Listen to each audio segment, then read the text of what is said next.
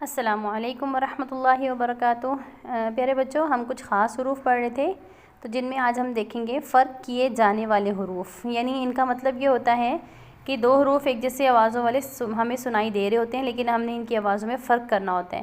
ان کو ہم similar sound letter بھی کہہ دیتے ہیں، ملتی جلتی آوازوں والے حروف بھی کہتے ہیں، ٹھیک ہے۔